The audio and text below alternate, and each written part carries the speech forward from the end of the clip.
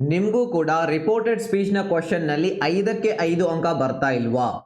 ಅಥವಾ ನಿಮಗೆ reported ಸ್ಪೀಚ್ನ question ತುಂಬಾ ಡಿಫಿಕಲ್ಟ್ ಅನಿಸ್ತಾ ಇದೆಯಾ? ಹಾಗಾದ್ರೆ ನೀವು ಸರಿಯಾದಂತಹ ವಿಡಿಯೋ ಮೇಲೆ ಕ್ಲಿಕ್ ಮಾಡಿದಿರಿ. ಇವತ್ತಿನ ವಿಡಿಯೋದಲ್ಲಿ ನಾನು ನಿಮಗೆ ಈ ರಿಪೋರ್ಟೆಡ್ ಸ್ಪೀಚ್ನ ಕ್ವಶನ್ ಅನ್ನ 5ಕ್ಕೆ 5 ಸಂಪೂರ್ಣ ಅಂಕ ಸಿಗೋ ಹಾಗೆ ಯಾವ ರೀತಿ ಈಸಿಯಾಗಿ ಸಾಲ್ವ್ ಮಾಡಬೇಕು ಅದನ್ನ ಕಲಿಸ್ತಾ ಹೋಗ್ತೀನಿ. ಯಾವ ರೀತಿ ಅಂದ್ರೆ ನಿಮ್ಮ ಸೆಕೆಂಡ್ PUC ಕ್ವಶನ್ ಬ್ಯಾಂಕ್ ಇದೆಲ್ಲ ಅದರಲ್ಲಿರುವಂತಹ ಕೆಲವೊಂದು ಕ್ವಶನ್ಸ್ ಗಳನ್ನ ನಿಮಗೆ ತೋರಿಸ್ತೀನಿ ಯಾವ ರೀತಿ ಸಾಲ್ವ್ ಮಾಡಬೇಕು ಅಂತ ಹೇಳಿ. ಈಸಿ ಟೆಕ್ನಿಕ್ಸ್ ಗಳನ್ನ ಬಳಸೋದರ ಮೂಲಕ ಅಷ್ಟೇ ಅಲ್ಲ, ಪ್ರಾಕ್ಟೀಸ್ ಕ್ವಶನ್ಸ್ ಕೂಡ ಕೊಡ್ತೀನಿ. ಯಾಕಂದ್ರೆ ಪ್ರಾಕ್ಟೀಸ್ ನಿಂದ ಪರ್ಫೆಕ್ಟ್ ಆಗ್ತೀರಾ. ಸೊ ನೀವು ಪರ್ಫೆಕ್ಟ್ ಆದಾಗ ನಿಮಗೆ 5ಕ್ಕೆ 5 ಅಂಕ ಸಿಗುತ್ತೆ ಎಕ್ಸಾಮ್ ನಲ್ಲಿ. ಸೊ ಬನ್ನಿ ಹಾಗಾದ್ರೆ ಇವತ್ತಿನ ವಿಡಿಯೋನ ಸ್ಟಾರ್ಟ್ ಮಾಡೋಣ. ಇದು ನಮ್ಮ ಮೊದಲನೆಯ ಪ್ರಶ್ನೆ, second PUC English question bank ನಲ್ಲಿ ಕೊಟ್ಟಿರುವಂತದ್ದು. ಈ ಕ್ವಶನ್ ಅನ್ನ ನಾನು ಸಾಲ್ವ್ ಮಾಡೋದಕ್ಕಿಂತ ಮುಂಚಿತವಾಗಿ ನಿಮಗೆ ರಿಪೋರ್ಟೆಡ್ ಸ್ಪೀಚ್ ನ ಬಗ್ಗೆ ಏನೂ ಗೊತ್ತಿಲ್ಲ, ಬೇಸಿಕ್ಸ್ ಏನೂ ಐಡಿಯಾ ಇಲ್ಲ ಅಂದ್ರೆ ನಾನು ಒಂದು ರಿಕ್ವೆಸ್ಟ್ ನಾನು ನಿಮಗೆ ಮಾಡ್ತಾ ಇದ್ದೀನಿ. ಏನದು ಅಂದ್ರೆ ಈ ವಿಡಿಯೋ ನೋಡೋದಕ್ಕಿಂತ ಮುಂಚಿತವಾಗಿ ನನ್ನ ಚಾನೆಲ್ ನಲ್ಲಿ ಆಲ್ರೆಡಿ ಈ ಒಂದು ವಿಡಿಯೋ ಇದೆ. ಈ ಒಂದು ವಿಡಿಯೋ ಇದೆ ಅಲ್ಲ, ಇಡೀ ಯೂಟ್ಯೂಬ್ ನಲ್ಲೇ ಸೆಕೆಂಡ್ PUC ರಿಪೋರ್ಟೆಡ್ ಸ್ಪೀಚ್ ನ ಬೆಸ್ಟ್ ವಿಡಿಯೋ ಈಗಾಗಲೇ ಸಾವಿರಾರು ವಿದ್ಯಾರ್ಥಿಗಳು ನೋಡಿದ್ದಾರೆ. ಇದರಲ್ಲಿ ಬೇಸಿಕ್ಸ್ ಅನ್ನ ನಾನು ಕವರ್ ಮಾಡಿದ್ದೀನಿ. ಒಂದ್ಸಲ ಈ ಒಂದು ವಿಡಿಯೋನು ನೋಡಿಕೊಂಡು ಡೈರೆಕ್ಟ್ಲಿ ಈ ವಿಡಿಯೋಗೆ ಬನ್ನಿ. ಮುಂದೆ ನಿಮಗೆ 5ಕ್ಕೆ 5 ಅಂಕ ಕೊಡಿಸೋದು ನನ್ನ ಜವಾಬ್ದಾರಿ. ಸೊ ಬನ್ನಿ, ನಿಮಗೆ ಗೊತ್ತಿದೆ ಅಂತ ಅನ್ಕೊಳ್ತಾ ಇದ್ದೀನಿ ಬೇಸಿಕ್ ಅನ್ನ. ಗೊತ್ತಿಲ್ಲ ಅಂದ್ರೆ ಈ ವಿಡಿಯೋ ನೋಡ್ಕೊಳ್ಳಿ, ವಿಡಿಯೋ ಲಿಂಕ್ ನಾನು ಕೆಳಗಡೆ ಈಗ ಕೊಟ್ಟಿರ್ತೀನಿ. ಸೊ ಈಗ ನಾವು ಡೈರೆಕ್ಟ್ಲಿ ಬರೋಣ ಮೊದಲ ಪ್ರಶ್ನೆಗೆ. ನಿಮಗೆ ಸ್ವಲ್ಪ ಬೇಸಿಕ್ಸ್ ಗೊತ್ತಿದ್ರೆ ಸಾಕು, ಮುಂದೆ ನಾನು ಇದನ್ನ ಈಸಿಯಾಗಿ ಯಾವ ರೀತಿ ಸಾಲ್ವ್ ಮಾಡಬೇಕು ತಿಳಿಸ್ತಾ ಹೋಗ್ತೀನಿ. ಇಲ್ಲಿ ರಜತ್ ಮತ್ತು ಫಾದರ್ ಇವರಿಬ್ಬರ ನಡುವೆ ಈ ಒಂದು ಸಂಭಾಷಣೆ ನಡೀತಾ ಇದೆ. ಸೊ ರಜತ್ ಇಲ್ಲಿ ಮಗ, ಅವನ ತಂದೆ ಫಾದರ್. ರಜತ್ ಫಾದರ್ ಗೆ ಹೇಳ್ತಾನೆ, papa can you please take me to the central hall today evening. ಇವತ್ತು ಸಾಯಂಕಾಲ ನನಗೆ ಸೆಂಟ್ರಲ್ ಹಾಲ್ಗೆ ತೆಗೆದುಕೊಂಡು ಹೋಗ್ತೀಯಾ ಅಂತ ಪಪ್ಪಾಗೆ ಕೇಳ್ತಾನೆ. ಅವರ ಫಾದರ್ ಕೇಳ್ತಾರೆ, ಕೌಂಟರ್ ಕ್ವಶನ್ ಕೇಳ್ತಾರೆ, why do you want to go there, ನೀನಲ್ಲಿ ಯಾಕೆ ಹೋಗ್ತೀಯಾ ಅಂತ ಕೇಳ್ತಾರೆ. ದೆನ್ ರಜತ್ ಹೇಳ್ತಾನೆ, district level cultural competitions will be held there. So ಇವತ್ತಲ್ಲಿ ಡಿಸ್ಟ್ರಿಕ್ಟ್ ಲೆವೆಲ್ ನ ಕಲ್ಚರಲ್ ಕಾಂಪಿಟೇಷನ್, ಸಾಂಸ್ಕೃತಿಕ ಕಾಂಪಿಟೇಷನ್ ಗಳು ನಡೀತಾ ಇವೆ ಅಂತ ಹೇಳ್ತಾನೆ. ದೆನ್ ಫಾದರ್ ಮತ್ತೆ ಪ್ರಶ್ನೆ ಕೇಳ್ತಾರೆ, shall we go there at 5 PM, ನಾವು 5 ಗಂಟೆಗಳಲ್ಲಿ ಹೋಗ್ಬೇಕಾ ಅಂತ ಪ್ರಶ್ನೆ ಕೇಳ್ತಾರೆ. ರಜತ್ ಅದಕ್ಕೆ ಆನ್ಸರ್ ಮಾಡ್ತಾನೆ, ಇಲ್ಲ V shall go at 6 PM, ನಾವಲ್ಲಿ 6 ಗಂಟೆಗೆ ಹೋಗ್ಬೇಕು ಅಂತ ಹೇಳ್ತಾನೆ. ಸೊ ಈಗ ನಾವು ಇದನ್ನ ಸಾಲ್ವ್ ಮಾಡ್ತಾ ಹೋಗೋಣ, ರೈಟ್. ಸೊ ಮೊದಲು ರಜತ್ ಇಲ್ಲಿ ಪ್ರಶ್ನೆ ಕೇಳ್ತಾ ಇದ್ದೇನೆ, papa can you please take me to the central hall today evening. So ಇದು ಒಂದು ಎಸ್ ಆರ್ ನೋ ಕ್ವಶನ್. ಇಲ್ಲಿ ಎಸ್ ಆರ್ ನೋ ಕ್ವಶನ್ ಬಂದಾಗ ನಿಮಗೆ ಫಸ್ಟ್ ರಿಪೋರ್ಟಿಂಗ್ ವರ್ಬ್ ಏನ್ ಬಳಸಬೇಕು ಅದನ್ನ ನೀವು ಇಲ್ಲಿ ನೋಡ್ಬೇಕು. ಏನ್ ನೋಡ್ಬೇಕು? ರಿಪೋರ್ಟಿಂಗ್ ವರ್ಬ್ ಏನ್ ಬಳಸಬೇಕು. ಸೊ ಇಲ್ಲಿ ರಿಪೋರ್ಟಿಂಗ್ ವರ್ಬ್ ನಾವು ಆಸ್ಕ್ ಅನ್ನುವಂತಹ ರಿಪೋರ್ಟಿಂಗ್ ವರ್ಬ್ ಅನ್ನ ಬಳಸ್ತೇವೆ. ಸೊ ಈಗ ಬನ್ನಿ ಈ ಒಂದು ಕ್ವಶನ್, ಈ ಒಂದು ಸ್ಟೇಟ್ಮೆಂಟ್ ನಾನು ರಿಪೋರ್ಟೆಡ್ ಸ್ಪೀಚ್ ನಲ್ಲಿ ಬರೀತಾ ಹೋಗ್ತೀನಿ. ಸೊ ರಜತ್ ಏನ್ ಮಾಡ್ತಾ ಇದ್ದಾನೆ, ಪ್ರಶ್ನೆಯನ್ನ ಕೇಳ್ತಾ ಇದ್ದಾನೆ. ಓಕೆ, ಸೊ ಈಗ ನಾವು ಯಾವ ರಿಪೋರ್ಟಿಂಗ್ ವರ್ಡ್ ಬಳಸಬೇಕು? ಇಲ್ಲಿ ಆಸ್ಕ್, ಪ್ರಶ್ನೆ ಕೇಳ್ತಾ ಇದ್ದಾನೆ. ಸೊ ರಜತ್ ಆಸ್ಕ್ಡ್, ಯಾರಿಗೆ ಕೇಳಿದ? ಅವನು ಫಾದರ್ಗೆ ಕೇಳಿದ. So Rajat asked father, Rajat asked father. So ಇದರ ನಂತರ ನಾವಿಲ್ಲಿ ಇಫ್ ಅಥವಾ ವೆದರ್ ಅನ್ನೋದನ್ನ ಬಳಸಬಹುದು ಪ್ರಶ್ನೆ ಇದ್ದಾಗ. ಸೊ ನಾವಿಲ್ಲಿ ಇಫ್ ಅನ್ನ ಬಳಸೋಣ. ಓಕೆ, ದೆನ್ ಇಲ್ಲಿ ಕೆಲವೊಂದು ಜನ ಸ್ಟೂಡೆಂಟ್ಸ್ ಏನ್ ತಪ್ಪು ಮಾಡ್ತಾರೆ, ಪಪ್ಪ ಇದೆ ಅಂತ ಹೇಳಿ ಮತ್ತೆ ಪಪ್ಪ ಅಂತ ಬರೀತಾರೆ. ಸೊ ಅದು ರಾಂಗ್ ಆಗುತ್ತೆ. ನಾವು ಇಲ್ಲಿ ಆಲ್ರೆಡಿ ಪ್ರಶ್ನೆಯಲ್ಲಿ ಹೇಳಿದೀವಿ ರಜತ್ ಆಸ್ಕ್ಡ್ ಫಾದರ್. ಸೊ ಹಾಗಾಗಿ ಪಪ್ಪ ಅಂತ ಮತ್ತೆ ಬಳಸುವಂತ ಅವಶ್ಯಕತೆ ಇಲ್ಲ. Then can you please take me to the central hall today evening ಅಂತ ಇದೆ. ಸೊ ಇಲ್ಲಿ ಪ್ಲೀಸ್ ಅನ್ನೋದನ್ನು ಕೂಡ ಮತ್ತೆ ಬಳಸುವಂತಹ ಅವಶ್ಯಕತೆ ಇಲ್ಲ. ಸೊ ಈಗ ಇಲ್ಲಿ ಮೊದಲು ಮಾಡಲ್ ವರ್ಬ್ ಇದೆ, ನಂತರ ಸಬ್ಜೆಕ್ಟ್ ಇದೆ. ಸೊ ನಾವು ಇದನ್ನ ಏನ್ ಮಾಡಬೇಕು? ಯು ಅನ್ನ, ಪ್ರೋನೌನ್ ಅನ್ನ ಮೊದಲು ಬರಿಬೇಕು, ನಂತರ ಕ್ಯಾನ್ ಅನ್ನ ಬರಿಬೇಕು. ಸೊ ಬನ್ನಿ ಈಗ ಅದನ್ನ ನಾವಿಲ್ಲಿ ಬರೆಯೋಣ. ಯು ಇದ್ದು ಏನಾಗುತ್ತೆ ರೀ, ಹಿ ಅಂತ ನಾವು ಅದನ್ನ ಪ್ರೋನೌನ್ ಚೇಂಜ್ ಮಾಡಬೇಕು, ಹಿ ಅಂತ ಚೇಂಜ್ ಮಾಡಬೇಕು. ಕ್ಯಾನ್ ಇದು ಇರುವಂತಹ ಮಾಡಲ್ ವರ್ಬ್ ಕುಡ್ ಆಗುತ್ತೆ. ಇದನ್ನ ನೆನ್ಪಿಟ್ಕೊಳ್ಳಿ, ಕ್ಯಾನ್ ಅನ್ನುವಂತಹ ಮಾಡಲ್ ವರ್ಬ್ ಕುಡ್ ಆಗುತ್ತೆ, ಶಾಲ್ ಇದ್ರೆ ಶುಡ್ ಆಗುತ್ತೆ, ವಿಲ್ ಇದ್ರೆ ವುಡ್ ಆಗುತ್ತೆ, ಈ ರೀತಿ. ಸೊ ಇಫ್ ಹಿ ಕುಡ್, ನಂತರ ಟೇಕ್ ಮೀ ಟು ಸೆಂಟ್ರಲ್ ಹಾಲ್ ಅಂತ ಇದೆಯಲ್ಲ ಅದನ್ನ ಆಸ್ ಇಟ್ ಈಸ್ ಬರೆಯೋಣ. ಟೇಕ್, ಇಲ್ಲಿ ಮತ್ತೆ ನೋಡಿ ಮೀ ಅನ್ನುವಂತಹ ಪ್ರೋನೌನ್ ಮತ್ತೆ ಚೇಂಜ್ ಆಗುತ್ತೆ. ಮೀ ಅಂತ ಇದೆಯಲ್ಲ ಇದನ್ನ ನಾವೀಗ ಹಿಮ್ ಅಂತ ಮಾಡಬೇಕು. ಹಿಮ್ ಅಂತ ಏನ್ ಮಾಡಬೇಕು? ಚೇಂಜ್ ಮಾಡಬೇಕು. ಟೇಕ್ ಹಿಮ್ ಟು ಸೆಂಟ್ರಲ್ ಹಾಲ್, ಮುಂದೆ ಆಸ್ ಇಟ್ ಈಸ್ ಬರೀತಾ ಹೋಗೋಣ, ಸೆಂಟ್ರಲ್ ಹಾಲ್. ಓಕೆ, ಇಲ್ಲಿ ನೆಕ್ಸ್ಟ್ ಬಂದು ಇಲ್ಲಿ ತುಂಬಾ ಜನ ಇದನ್ನ ಮಿಸ್ ಮಾಡ್ತಾರೆ, ತಪ್ಪು ಮಾಡ್ತಾರೆ. ಇಲ್ಲಿ ಟುಡೇ ಈವ್ನಿಂಗ್ ಅಂತ ಇದೆಯಲ್ಲ ಇದನ್ನ ಆಸ್ ಇಟ್ ಈಸ್ ಬರೆಯೋ ಹಾಗಿಲ್ಲ. ಇಲ್ಲಿ ಕೆಲವೊಂದು ಜನ ಏನ್ ಮಾಡ್ತಾರೆ, ಟುಡೇ ಇರೋದನ್ನ ದ್ಯಾಟ್ ಡೇ ಮಾಡಬೇಕು ಅಂತ ಹೇಳಿ ದ್ಯಾಟ್ ಡೇ ಮಾಡ್ತಾರೆ, ಅದು ಸರಿಯಾಗಿದೆ. ನಂತರ ಈವ್ನಿಂಗ್ ಇದೆ ಅಂತ ಹೇಳಿ ಈವ್ನಿಂಗ್ ಅನ್ನ ಮತ್ತೆ ಆಸ್ ಇಟ್ ಈಸ್ ಹಾಕ್ತಾರೆ. ನೆನ್ಪಿಟ್ಕೊಳ್ಳಿ, ಓನ್ಲಿ ಅವರು ಟುಡೇ ಅಂತ ಕೊಟ್ಟಿದ್ರೆ ದ್ಯಾಟ್ ಡೇ ಅಂತ ಅದನ್ನ ಚೇಂಜ್ ಮಾಡಬೇಕು. ಅದರ ಬದಲಾಗಿ ಅವರು ಟುಡೇ ಈವ್ನಿಂಗ್ ಅಂತ ಕೊಟ್ಟಿದ್ರೆ ಅಲ್ಲಿ ದ್ಯಾಟ್ ಡೇ ಅಂತ ಹಾಕಬೇಡಿ, ದ್ಯಾಟ್ ಈವ್ನಿಂಗ್ ಅಂತ ಹಾಕಿದ್ರೆ ಸಾಕು, ನಿಮ್ಮ ಆನ್ಸರ್ ಕರೆಕ್ಟ್ ಆಗುತ್ತೆ. ಇದನ್ನ ನಿಮಗೆ ಕನ್ಫ್ಯೂಸ್ ಮಾಡ್ಲಿ ಅಂತಾನೆ ಕೊಟ್ಟಿರುವಂತದ್ದು. ಸೆಂಟ್ರಲ್ ಹಾಲ್ ಟುಡೇ ಈವ್ನಿಂಗ್ ಏನಾಗುತ್ತೆ ರೀ, ದ್ಯಾಟ್ ಈವ್ನಿಂಗ್ ಅಂತ ನಾವು ಅದನ್ನ ಚೇಂಜ್ ಮಾಡಬೇಕು. ದ್ಯಾಟ್ ಈವ್ನಿಂಗ್ ಅಂತ ಇಷ್ಟು ಮಾಡಿದ್ರೆ ಇಲ್ಲಿ ನಮಗೆ ಏನ್ ಸಿಗುತ್ತೆ, ಫುಲ್ 1 ಅಂಕ ಈ ಒಂದು ಸ್ಟೇಟ್ಮೆಂಟ್ ನಿಂದ ಸಿಗುತ್ತೆ. ಗೊತ್ತಾಯ್ತಾ? ರಜತ್ ಆಸ್ಕ್ಡ್ ಅನ್ನುವಂಥದ್ದು ರಿಪೋರ್ಟಿಂಗ್ ವರ್ಬ್ ಇಲ್ಲಿ. ದೆನ್ ನಾವು ಇಫ್ ಅಥವಾ ವೆದರ್ ಬಳಸಬಹುದು. ನಾವಿಲ್ಲಿ ಇಫ್ ಅನ್ನ ಬಳಸಿದೀವಿ, ಯು ಹೋಗಿ ಹಿ ಆಗಿದೆ, ಕ್ಯಾನ್ ಇದ್ದು ಕುಡ್ ಆಗಿದೆ. Take him to central hall that evening. So ಇದು ನಮ್ಮ ಮೊದಲನೆಯ ಸ್ಟೇಟ್ಮೆಂಟ್ ನ ಆನ್ಸರ್. ಈಗ ಬರೋಣ ಸೆಕೆಂಡ್. ಫಾದರ್ ಏನ್ ಹೇಳ್ತಾರೆ, why do you want to go there, ನೀನ್ ಅಲ್ಲಿ ಯಾಕೆ ಹೋಗ್ತೀಯಾ ಅಂತ ರಜತ್ಗೆ ಕೇಳ್ತಾರೆ. ಸೊ ಅಗೇನ್ ಪ್ರಶ್ನೆ ಇದೆ ಅಂದಾಗ ನಾವೇನ್ ಮಾಡಬೇಕು, ಆಸ್ಕ್ ಅನ್ನುವಂತ ರಿಪೋರ್ಟಿಂಗ್ ವರ್ಬ್ ಅನ್ನ ಬಳಸಬೇಕು. ಇಲ್ಲಿ WH ಕ್ವಶನ್ ಇರೋದ್ರಿಂದ ಇದನ್ನೇ ಬಳಸಬೇಕಾಗುತ್ತೆ, WH ವರ್ಡ್ ನ. ಬೇರೆ ಯಾವುದು ಇಫ್, ವೆದರ್, ದ್ಯಾಟ್ ಏನು ಬಳಸುವಂತ ಅವಶ್ಯಕತೆ ಇಲ್ಲ. ಈಗ ಇಲ್ಲಿ ನೋಡಿ, do you want to go there, ಇಲ್ಲಿ ನಿಮಗೆ ಸ್ವಲ್ಪ ಸಮಸ್ಯೆ ಆಗುತ್ತೆ. ಟೆನ್ಸಸ್ ಬರಲಿಲ್ಲ ಅಂದ್ರೆ, ಏನ್ ಬರಲಿಲ್ಲ ಅಂದ್ರೆ ಟೆನ್ಸಸ್ ಬರಲಿಲ್ಲ ಅಂದ್ರೆ ಇಲ್ಲಿ ನಿಮಗೆ ಸಮಸ್ಯೆ ಆಗುತ್ತೆ. ಅದಕ್ಕೆ ನಾನು ಹೇಳುದು ಟೆನ್ಸಸ್ ಕಲೀರಿ ಅಂತ ಹೇಳಿ. ಇಂಗ್ಲಿಷ್ ಅಂದ್ರೆ ಟೆನ್ಸಸ್ ಅಂದ್ರೆ ಇಂಗ್ಲಿಷ್, ನೆನ್ಪಿಟ್ಕೊಂಡ್ಬಿಡಿ. ನಿಮಗೆ ಟೆನ್ಸ್ ಇಲ್ಲ ಅಂದ್ರೆ ಇಂಗ್ಲಿಷ್ ಸ್ವಲ್ಪ ಡಿಫಿಕಲ್ಟ್ ಅನ್ಸುತ್ತೆ. ಈಗ do you want to go there ಇದೆಯಲ್ಲ, ಇದು ಪ್ರೆಸೆಂಟ್ ಸಿಂಪಲ್ ನ ವಾಕ್ಯ, ಇದನ್ನ ಪಾಸ್ಟ್ ಸಿಂಪಲ್ ಅಲ್ಲಿ ಮಾಡಬೇಕು. ಈಗ ನಾವು ಕ್ವಶನ್ ಕೇಳುವಾಗ ಡು ಅನ್ನುವಂತ ಹೆಲ್ಪಿಂಗ್ ವರ್ಬ್ ಬಳಸಿರ್ತೀವಿ, ಬಟ್ ಅದನ್ನ ಒಂದು ಸ್ಟೇಟ್ಮೆಂಟ್ ಮಾಡುವಾಗ ನಾವು ಹೆಲ್ಪಿಂಗ್ ವರ್ಬ್ ಬಳಸೋದಿಲ್ಲ. ಸೊ ಹಾಗಾಗಿ ಪಾಸ್ಟ್ ಸಿಂಪಲ್ ನಲ್ಲಿ ಕೂಡ ಹೆಲ್ಪಿಂಗ್ ವರ್ಬ್ ಬಳಸೋದಿಲ್ಲ ಪಾಸಿಟಿವ್ ವಾಕ್ಯದಲ್ಲಿ. ಈಗ ಯು ವಾಂಟೆಡ್ ಅನ್ನೋದು, ಈ ವಾಂಟ್ ಅನ್ನುವಂತಹ ವರ್ಬ್ ನ V2 ಫಾರ್ಮ್ ಬಳಸಬೇಕು, ಎರಡನೇ ಫಾರ್ಮ್ ಬಳಸಬೇಕು, ಅದು ಆಗುತ್ತೆ ವಾಂಟೆಡ್. ಇಷ್ಟು ನಾವಿಲ್ಲಿ ಚೇಂಜ್ ಮಾಡಬೇಕು. ಬನ್ನಿ ನೋಡೋಣ ಯಾವ ರೀತಿ ಮಾಡಬೇಕು ಅಂತ ಹೇಳಿ. ಫಾದರ್ ಕೇಳ್ತಾರೆ, ಫಾದರ್ ಆಸ್ಕ್ಡ್ ಅನ್ನುವಂತಹ ರಿಪೋರ್ಟಿಂಗ್ ವರ್ಬ್ ಯಾರಿಗೆ, ರಜತನಿಗೆ ಕೇಳ್ತಾರೆ. Father asked Rajat. Then WH word ಇದೆಯಲ್ಲ, ವೈ ಅನ್ನ ಆಸ್ ಇಟ್ ಈಸ್ ಬಳಸಬೇಕು. ವೈ, ಯು ಅನ್ನೋದು ಏನಾಗುತ್ತೆ ರೀ, ಯು ಅನ್ನುವಂತಹ ಪ್ರೊನೌನ್ ಚೇಂಜ್ ಆಗುತ್ತೆ ಹೀಗೆ, ವೈ ಹಿ ವಾಂಟೆಡ್. ಇದನ್ನ ನಾನು ಆ ಮೊದಲನೇ ಕ್ಲಾಸ್ ಅಲ್ಲಿ ಕಲಿಸಿದ್ದೀನಿ, ನಾನು ಒಂದು ವಿಡಿಯೋ ತೋರಿಸಿದ್ದಲ್ಲ, ಆ ವಿಡಿಯೋ ನೋಡಿ ಅಂತ ನಾನು ಅದಕ್ಕೆ ಹೇಳಿದ್ದು. Why he wanted to go there, ಇಲ್ಲಿವರೆಗೆ ಆಸ್ ಇಟ್ ಈಸ್ ಬರೀರಿ, ಮುಗೀತು. ಇಲ್ಲಿ ನಿಮಗೆ 1 ಅಂಕ ಸಂಪೂರ್ಣ ಸಿಗುತ್ತೆ. ಇನ್ನು ಇಲ್ಲಿ ಏನ್ ತಪ್ಪು ಮಾಡ್ತಾರೆ ಸ್ಟೂಡೆಂಟ್ ಅಂದ್ರೆ ಅದನ್ನ ನೋಡ್ಕೊಳ್ಳಿ. ದೇರ್ ಅನ್ನೋದನ್ನ ಹಿಯರ್ ಅಂತ ಹೇಳಿ ಚೇಂಜ್ ಮಾಡ್ತಾರೆ, ಅದು ತಪ್ಪು. ಅದು ಏನು ತಪ್ಪು. ಹಿಯರ್ ಅಂತ ಕೊಟ್ಟಿದ್ರೆ ಅದನ್ನ ದೇರ್ ಅಂತ ಚೇಂಜ್ ಮಾಡಬೇಕು. ದೇರ್ ಅಂತ ಕೊಟ್ಟಿದ್ರೆ ಅಲ್ಲಿ ಏನೂ ಚೇಂಜಸ್ ಇಲ್ಲ, ಅದನ್ನ ಆಸ್ ಇಟ್ ಈಸ್ ಬರಿಬೇಕು, ನೆನ್ಪಿಟ್ಕೊಳ್ಳಿ. ಈ ಒಂದು ತಪ್ಪನ್ನ ಮಾಡ್ಲಿಕ್ಕೆ ಹೋಗ್ಬೇಡಿ, ಸರಿನಾ? ಇದು ನಮ್ಮ ಎರಡನೆಯ ವಾಕ್ಯ. ಈಗ ಬರೋಣ ಮೂರನೆಯ ವಾಕ್ಯ. ರಜತ್ ಹೇಳ್ತಾನೆ, district level cultural competition will be held there. So ಇಲ್ಲಿ ರಿಪೋರ್ಟಿಂಗ್ ವರ್ಬ್ ಯಾವ್ದು ಬಳಸ್ತೀರಾ, ರಜತ್ ಸೇಡ್. ರಜತ್ ಸೇಡ್ ಯಾರಿಗೆ, ಫಾದರ್ಗೆ. ನೀವು ಬೇಕಂದ್ರೆ ಟು ಫಾದರ್ ಅಂತ ಹಾಕ್ಬಹುದು, ಇಲ್ಲ ಅಂದ್ರೆ ಬಿಟ್ರು ನಡೆಯುತ್ತೆ. ಇದು ಒಂದು ನಾರ್ಮಲ್ ವಾಕ್ಯ ಅಥವಾ ಇದಕ್ಕೆ ನಾವು ಅಸರ್ಟಿವ್ ವಾಕ್ಯ ಅಂತ ಹೇಳ್ತೀವಿ. ಇಲ್ಲಿ ಯಾವ ಕಂಜಂಕ್ಷನ್ ಬಳಸಬೇಕು, ದ್ಯಾಟ್ ಅನ್ನುವಂತಹ ಕಂಜಂಕ್ಷನ್ಸ್ ಬಳಸಬೇಕು. ಅದರ ನಂತರ ಇಲ್ಲಿವರೆಗೆ ಸೇಮ್. ಈ ವಿಲ್ ಅನ್ನೋದು ಮಾತ್ರ ಏನಾಗುತ್ತೆ ರೀ, ವುಡ್ ಆಗುತ್ತೆ. ವಿಲ್ ಅನ್ನೋದು ನೆನ್ಪಿಟ್ಕೊಳ್ಳಿ, ಯಾವಾಗ್ಲೂ ವುಡ್ ಆಗುತ್ತೆ ರಿಪೋರ್ಟೆಡ್ ಸ್ಪೀಚ್ ನಲ್ಲಿ. ಸೊ ಬನ್ನಿ ಹಾಗಾದ್ರೆ ನೋಡೋಣ. ರಜತ್ ಸೇಡ್ ಅಥವಾ ರಿಪ್ಲೈಡ್ ತಗೊಳ್ಳೋಣ, ಯಾಕೆಂದ್ರೆ ಕೇಳಿರುವಂತಹ ಪ್ರಶ್ನೆಗೆ ರಿಪ್ಲೈ ಮಾಡಿದಾನೆ, ಅದು ಕೂಡ ನೀವು ತಗೋಬಹುದು. ಸೇಡ್ ಕೂಡ ಹೇಳ್ಬೋದು. Rajat replied that. ನಂತರ ಯಾವ ರೀತಿ ಇದೆ, ಆಸ್ ಇಟ್ ಈಸ್ ಬರೀತಾ ಹೋಗಿ. District level cultural competition.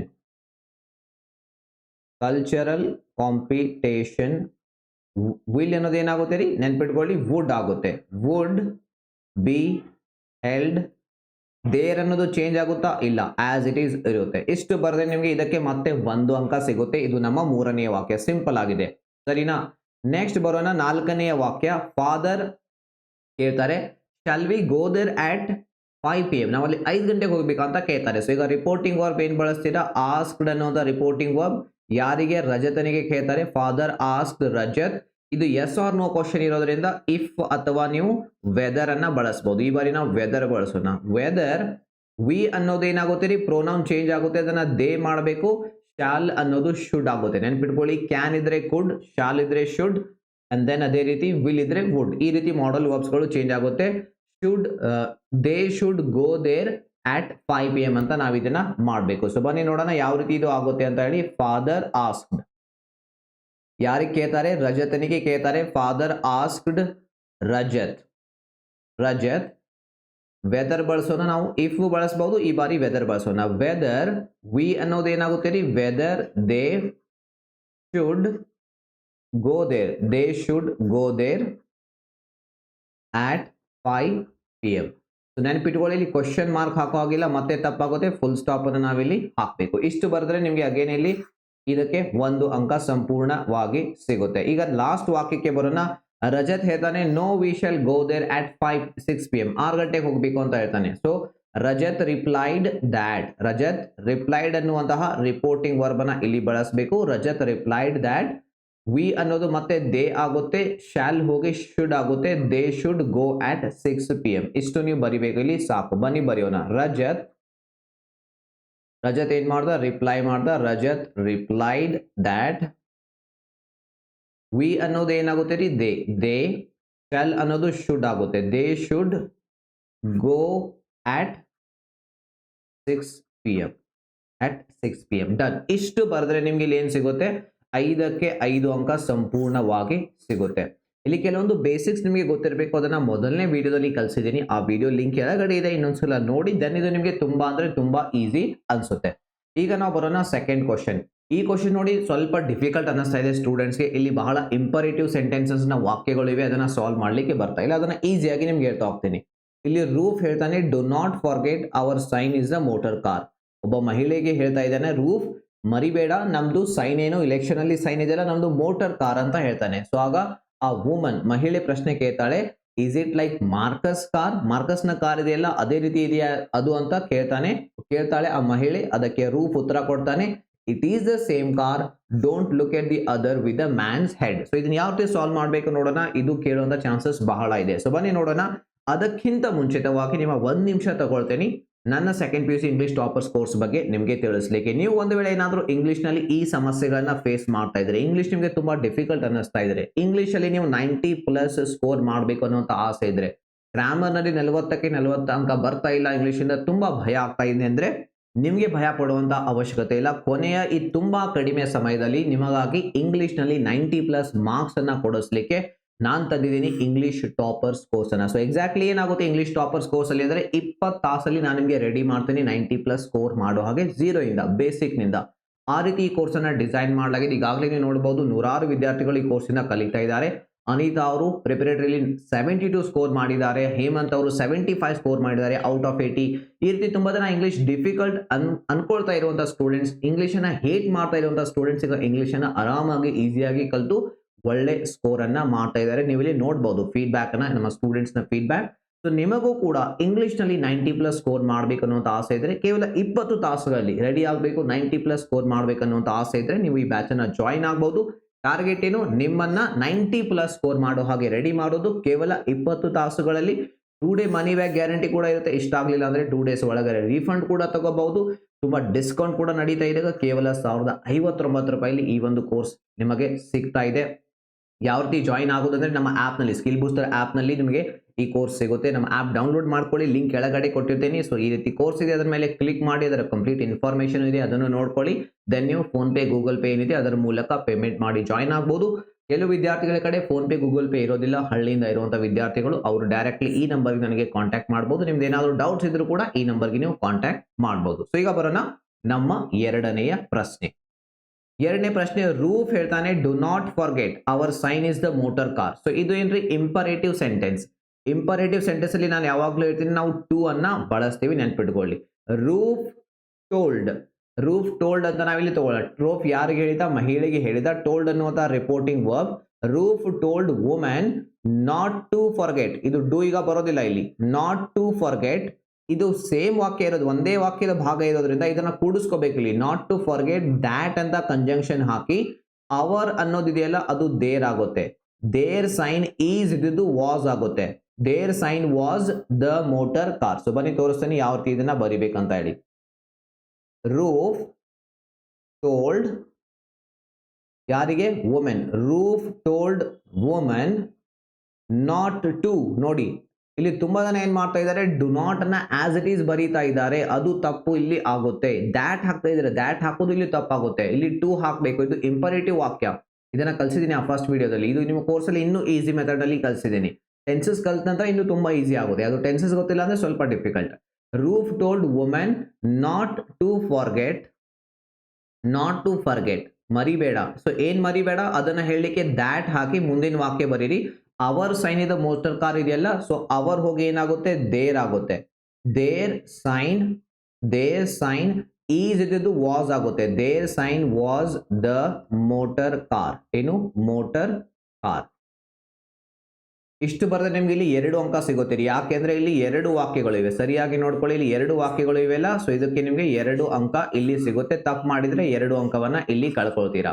ಇನ್ನ ಇದರಲ್ಲಿ 2 ವಾಕ್ಯ ಇವೆ, ಇದಕ್ಕೆ 2 ಅಂಕ, ಇದಕ್ಕೆ ಕೇವಲ 1 ಅಂಕ.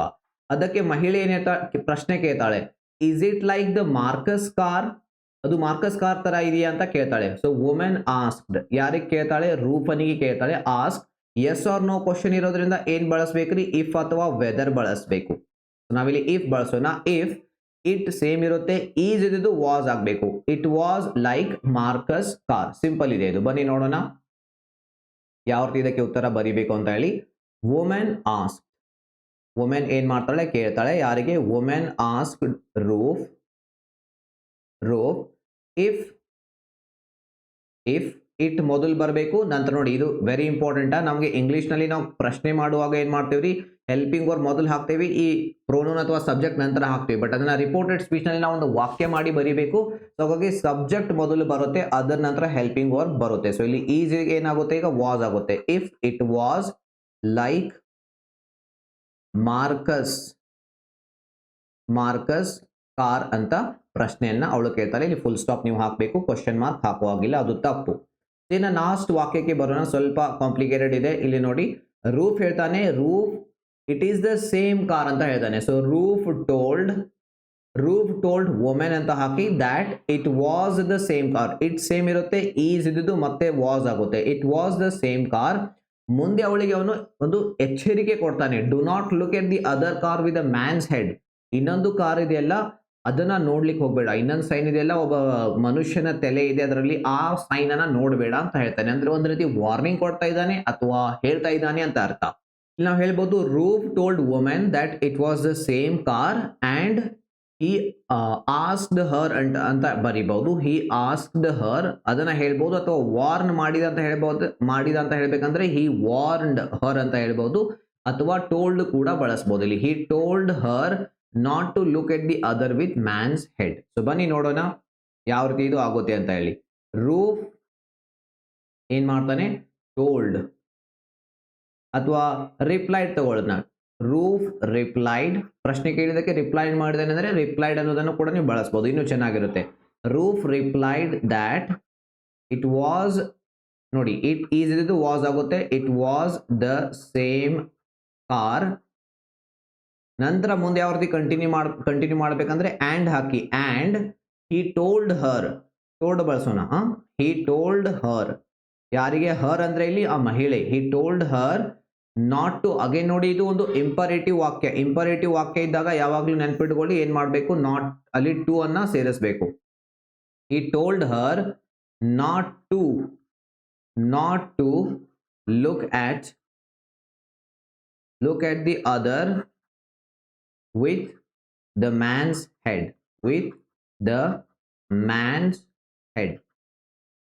ಸೊ ಈ ರೀತಿ ನೀವು ಈ ಪ್ರಶ್ನೆಗೆ ಆನ್ಸರ್ ಅನ್ನ ಮಾಡಬೇಕಾಗುತ್ತೆ. ಅಂದಾಗ ನಿಮ್ಗೆ 5ಕ್ಕೆ 5 ಅಂಕ ಎಲ್ಲಿ ಸಿಗುತ್ತೆ ನೆನ್ಪಿಟ್ಕೊಳ್ಳಿ. ಸೊ ಈ ಮೊದಲನೇ ವಾಕ್ಯ ಇದೆಯಲ್ಲ, 2 ವಾಕ್ಯ ಇದೆ, ಇದಕ್ಕೆ 2 ಅಂಕ, ಇದಕ್ಕೆ 2 ಅಂಕ, ಮಧ್ಯದಲ್ಲಿರುವಂತಹ ಒಂದೇ ಒಂದು ವಾಕ್ಯ ಇದೆ, ಇದಕ್ಕೆ 1 ಅಂಕ ನಿಮಗೆ ಇರುತ್ತೆ. ತುಂಬಾ ಸಿಂಪಲ್ ಇದು. ನೀವು ಸ್ವಲ್ಪ ಬೇಸಿಕ್ಸ್ ಅನ್ನ ಕಲ್ಕೊಂಡ್ರೆ, ಆ ವಿಡಿಯೋನ ನೋಡಿ. ನಾ ಇಂಗ್ಲಿಷ್ ನಿಮಗೆ ತುಂಬಾನೇ ಡಿಫಿಕಲ್ಟ್ ಅನ್ನಿಸ್ತಾ ಇದೆ ಅಂದ್ರೆ ನೀವು second PUC English toppers course join ಆಗ್ಬೋದು. ಅಲ್ಲಿ 20 ತಾಸಲ್ಲಿ ನಾನು ನಿಮಗೆ 90+ ಸ್ಕೋರ್ ಮಾಡೋಕೆ ಕಲಿಸ್ತೀನಿ. ಇನ್ನು ಪ್ರಾಕ್ಟೀಸ್ ಕ್ವಶನ್ಗೆ ಬರೋಣ. ಸೊ ಇದು ನಿಮ್ಮ ಪ್ರಾಕ್ಟೀಸ್ ಕ್ವಶನ್. ಇಲ್ಲಿ ಟೀಚರ್ ಮತ್ತು ಸ್ಮಿತಾ ನಡುವೆ ಈ ಒಂದು ಸಂಭಾಷಣೆ ನಡೀತಾ ಇದೆ. ಟೀಚರ್ ಕೇಳ್ತಾರೆ, why are you standing here Smita? ಅದಕ್ಕೆ ಸ್ಮಿತಾ ಹೇಳ್ತಾಳೆ, I am waiting for the bus sir. ನಾನು ಬಸ್ಗಾಗಿ ವೇಟ್ ಮಾಡ್ತಾ ಇದ್ದೀನಿ ಅಂತ ಹೇಳ್ತಾಳೆ ಸರ್ಗೆ. ಟೀಚರ್ ಅದಕ್ಕೆ ಕೇಳ್ತಾರೆ, will the bus come now? Bus ಈಗ ಬರುತ್ತಾ ಅಂತ ಕೇಳ್ತಾರೆ. ಸ್ಮಿತಾ ಹೇಳ್ತಾಳೆ, ಎಸ್ ಸರ್ ಇಟ್ ವಿಲ್, ಹಾ ಬರುತ್ತೆ ಅಂತ ಹೇಳ್ತಾಳೆ. ಟೀಚರ್ ಅದಕ್ಕೆ ಹೇಳ್ತಾರೆ, if you don't get bus go by auto. ನಿನಗೆ ಬಸ್ ಸಿಗ್ಲಿಲ್ಲ ಅಂದ್ರೆ ಆಟೋ ಮೂಲಕ ಹೋಗು ಅಂತ ಟೀಚರ್ ಹೇಳ್ತಾರೆ. ಸೊ ಇದನ್ನ ಉತ್ತರ ಕಾಮೆಂಟ್ ನಲ್ಲಿ ಬರೀರಿ, ನಾನು ಚೆಕ್ ಮಾಡಿ ನಿಮಗೆ ರಿಪ್ಲೈ ಅನ್ನ ಮಾಡ್ತೀನಿ. ಇನ್ನು ನೆಕ್ಸ್ಟ್ 2ನೇ ಪ್ರಾಕ್ಟೀಸ್ ಕ್ವಶನ್ ಬಂದು ಪ್ರಿನ್ಸ್ ಮತ್ತು ಮಿನಿಸ್ಟರ್. ನಿಮ್ಮ 2D ನಲ್ಲಿ ರಾಜ ಮತ್ತು ಮಿನಿಸ್ಟರ್ ನಡುವೆ ನಡೆದಿರುವಂತಹ ಒಂದು ಸಂಭಾಷಣೆ. ಪ್ರಿನ್ಸ್ ಹೇಳ್ತಾನೆ, you must find some cheaper way of dealing with this rascal. ಈ ಕ್ರಿಮಿನಲ್ ಇದಾನಲ್ಲ, ಇವನ್ಗೆ ಬಹಳ ಖರ್ಚಾಗ್ತಾ ಇದೆ, ಚೀಪ್ ವೇ ಕಂಡುಹಿಡೀರಿ ಇವನ್ ಜೊತೆ ಡೀಲ್ ಮಾಡ್ಲಿಕ್ಕೆ ಅಂತ ಹೇಳ್ತಾನೆ. The present plan is too expensive. ಅದಕ್ಕೆ ಮಿನಿಸ್ಟರ್ ಹೇಳ್ತಾನೆ we must dismiss the guard ಅನ್ನು ನಾವು ಡಿಸ್ಮಿಸ್ ಮಾಡಲೇಬೇಕು ಅಂತ ಮಿನಿಸ್ಟರ್ ಹೇಳ್ತಾನೆ. ಸೊ ಅದಕ್ಕೆ ಪ್ರಿನ್ಸ್ ಕೇಳ್ತಾನೆ ಪ್ರಶ್ನೆ, will it be a solution, ಅದರಿಂದ ಪ್ರಾಬ್ಲಮ್ ಸಾಲ್ವ್ ಆಗುತ್ತಾ ಅಂತ ಪ್ರಿನ್ಸ್ ಕೇಳ್ತಾನೆ. ಸೊ ಅದಕ್ಕೆ ಮಿನಿಸ್ಟರ್ ಉತ್ತರ ಕೊಡ್ತಾನೆ, yes he will run away, ನಾವು ಗಾರ್ಡ್ ಅನ್ನ ತೆಗೆದು ಬಿಟ್ರೆ ಡಿಸ್ಮಿಸ್ ಮಾಡಿದ್ರೆ ಆ ಕ್ರಿಮಿನಲ್ ಓಡ್ ಹೋಗ್ತಾನೆ ಅಂತ ಮಿನಿಸ್ಟರ್ ಹೇಳ್ತಾನೆ.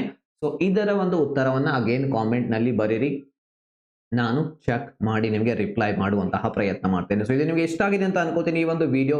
ಇದರಿಂದ ನಿಮಗೆ ರಿಪೋರ್ಟೆಡ್ ಸ್ಪೀಚ್ ಈಸಿ ಅನ್ನಿಸ್ತಾ ಇದೆ, ಸುಲಭವಾಗಿ ಸಾಲ್ವ್ ಮಾಡ್ಬೋದು ಅನ್ನೋ ಒಂದು ಕಾನ್ಫಿಡೆನ್ಸ್ ಬರ್ತಾ ಇದೆ ಅಂತ ಅನ್ಕೊಳ್ತೇನೆ.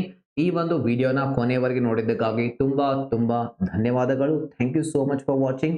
Aim for 100 in English.